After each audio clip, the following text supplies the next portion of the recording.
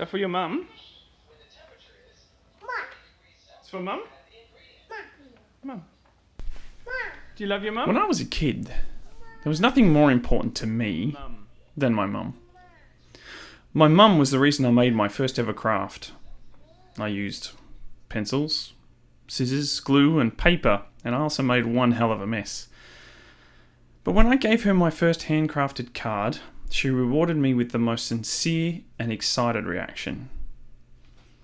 Then somewhere along the way I started to get told that if I make something myself, it's not as good as something I bought.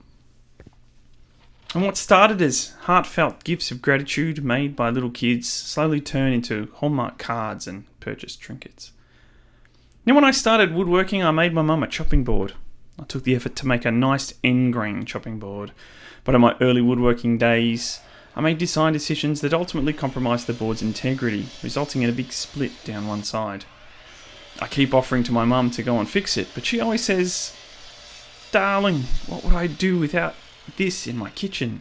As if she only has one chopping board.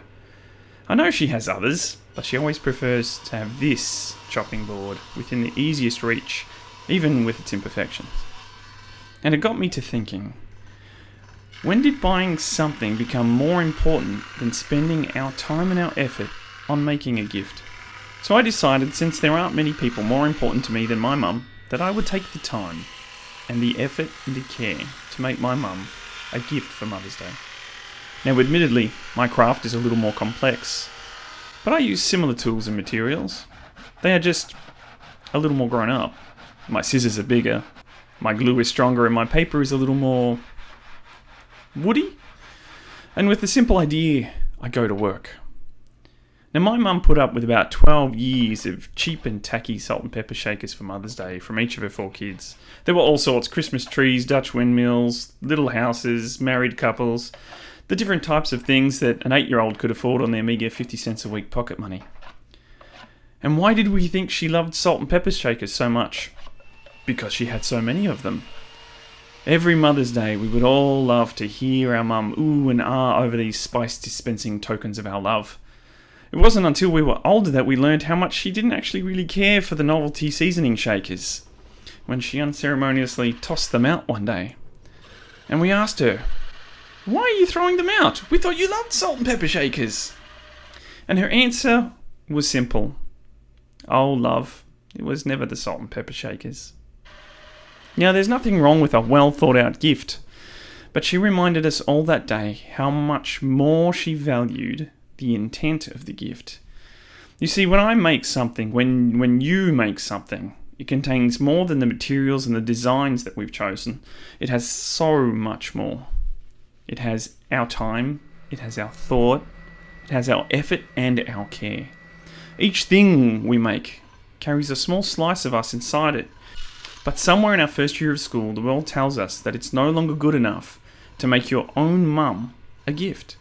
And we diligently search through the Mother's Day stall at school for plants, soaps, earrings, that of course would be better than anything that we could make.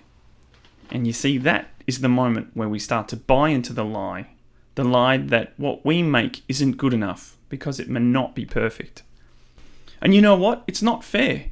It's not fair that as a society we steal the joy of creating for someone else's enjoyment. Because as my mum pointed out, a broken chopping board made by her boy is worth a dozen shop-bought ones, perfect packaging and all. You see, the thrill of creation is lived out in the response of the person we made it for, making the risk of imperfection and rejection every bit worthwhile. Personally, I choose to take the risk. I choose to create. So this year for Mother's Day, for the first time in 30 years, I made something that celebrates the woman who helped to create me. I made my mum a cup holder. It's not exciting, but it is one of a kind.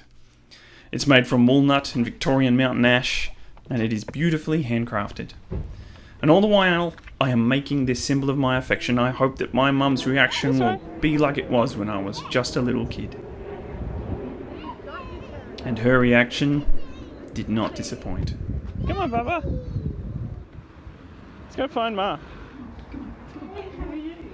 Nothing.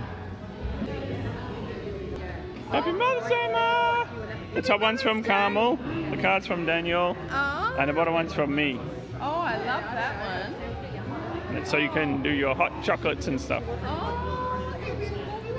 Happy Mother's Day, Mum. That's fantastic. Happy Mother's Day. Thanks, Mum. Hey, I hope you found that video inspirational. If you did, then don't forget to hit like and subscribe so you can get more of the content from us here at Make, Build, Do.